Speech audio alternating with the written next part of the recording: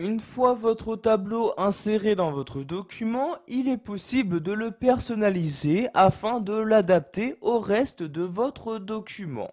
Donc voyez ici que j'ai commencé par insérer un tableau et nous allons donc voir comment le personnaliser, donc comment le mettre en forme et modifier sa disposition. Donc pour accéder aux différentes options pour personnaliser votre tableau, vous devez ici cliquer dessus, donc vous cliquez à l'intérieur. Donc une fois ce tableau sélectionné, vous avez donc maintenant de nouveaux onglets qui apparaissent. Donc vous voyez ici vous avez donc outils de tableau et donc les deux onglets correspondants. Donc nous allons pour l'instant nous intéresser donc à la disposition de ce tableau. Je clique donc ici sur disposition comme ceci. Donc nous allons par exemple voir qu'il est possible bien évidemment d'insérer de nouvelles lignes et colonnes à l'intérieur même de votre tableau.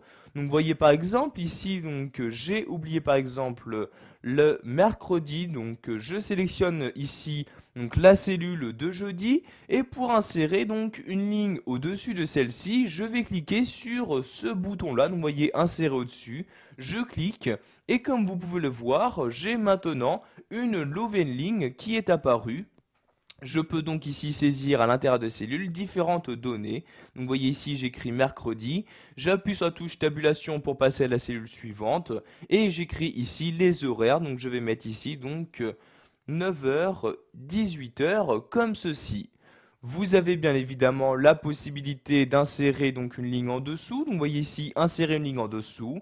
Il s'agit de la même manipulation pour les colonnes. Vous voyez ici insérer une colonne à gauche de la colonne sélectionnée ou sur la droite.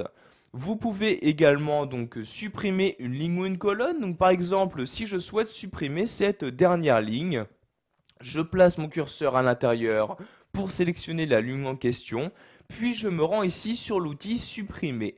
Je vais maintenant choisir quel élément je souhaite supprimer.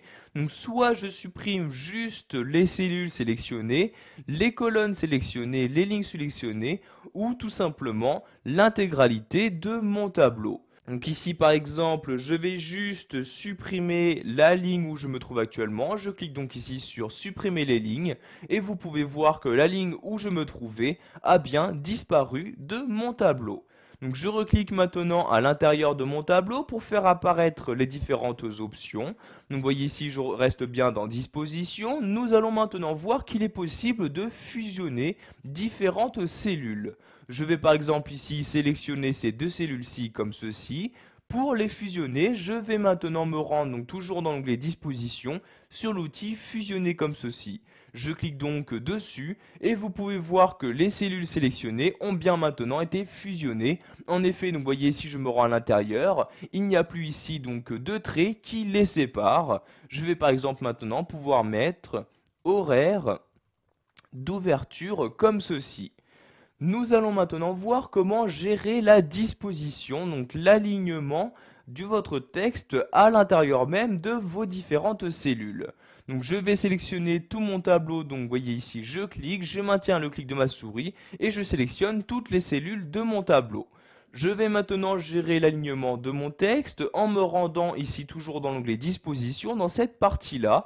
Donc je vais choisir à l'aide ici de ces 9 carrés à quel endroit je souhaite aligner mon texte.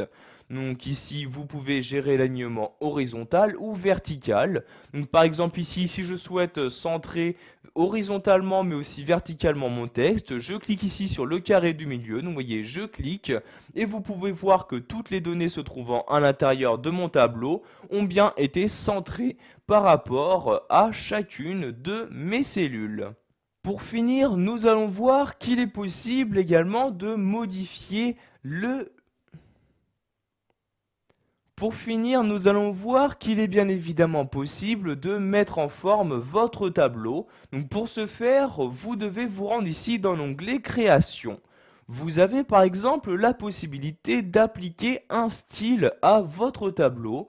Donc pour faire apparaître tous les styles qu'il est possible d'utiliser, vous cliquez ici sur cette flèche-ci.